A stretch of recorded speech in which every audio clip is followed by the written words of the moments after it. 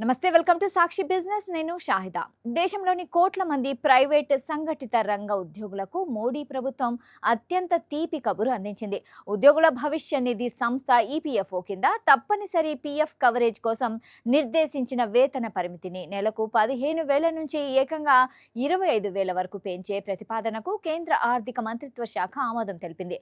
ఈ మేరకు money control ఓ కథనం ప్రచురించింది.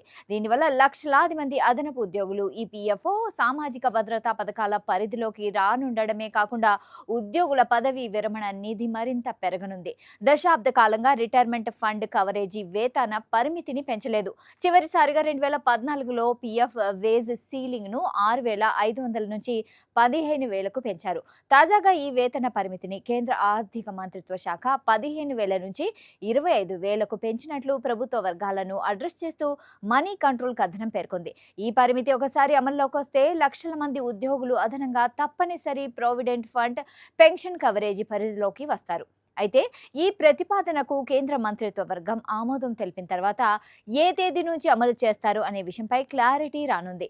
బేసిక్ పే 15,000 నుంచి ఎక్కువ ఉండడం వల్ల ఇప్పటి వరకు ఈపీఎఫ్ కవరేజ్ పొందని కోట్లాది మంది ఉద్యోగులు ఇకపై తప్పనిసరిగా పీఎఫ్ పరిధిలోకి వస్తారు. పీఎఫ్ సీలింగ్ పెరగడం వల్ల కంపెనీలు తమ ఉద్యోగుల పీఎఫ్, పెన్షన్ ఖాతాలకు కేటాయించే యాజమాన్య వాటా 12% కూడా సమానంగా పెరుగుతుంది. ఈ నిర్ణయం జీతం, పెన్షన్పై ప్రభావం చూపిస్తుంది. ఈపీఎఫ్ కాంట్రిబ్యూషన్ 12% పాత నిబంధన ప్రకారం గరిష్టంగా 1,800 జమ అయ్యేది. ఇప్పుడు అది 3,000 వరకు జమ అవుతుంది. పెన్షన్ నిధి ఈపీఎస్ 8.33% పాత రూల్ ప్రకారం గరిష్టంగా 1,250 మాత్రమే జమ అయ్యేది. ఇప్పుడు అది 2,083 వరకు ఈపీఎస్కు వెళ్లనుంది. ఉచిత లైఫ్ ఇన్సూరెన్స్ ప్రస్తుతం గరిష్టంగా 7 లక్షల వరకు ఉండగా అది మరింత పెరిగే అవకాశం ఉంది. పీఎఫ్ డిడక్షన్ నెలకు 1,800 నుంచి 3,000కు పెరగడం వల్ల ప్రతి నెల చేతికొచ్చే జీతం తగ్గుతుంది. టేక్ హోమ్ జీతం తగ్గినా యాజమాన్యం ఇచ్చే మ్యాచింగ్ గ్రాంట్ కూడా పెరుగుతుంది. కాంపౌండింగ్ వడ్డీ కారణంగా రిటైర్మెంట్ సమయానికి మీ ఖాతాలో భారీగా పీఎఫ్ కార్పస్ సమకూరుతుంది. పెరిగిన పీఎఫ్ కాంట్రిబ్యూషన్ పై సెక్షన్ 80C కింద పన్ను మినహాయింపు ప్రయోజనం లభిస్తుంది. కేంద్ర ఆర్థిక శాఖ ఆమోదం తెలిపిన నేపథ్యంలో త్వరలోనే కార్మిక ఉపాధి మంత్రిత్వ శాఖ దీనిపై అధికారిక గెజిట్ నోటిఫికేషన్ విడుదల చేయనుంది.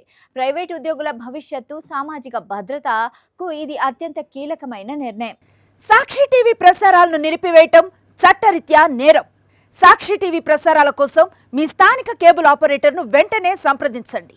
DTHలో, ఇంటర్నెట్లో కూడా సాక్షి టీవీ ప్రసారాలను వీక్షించవచ్చు.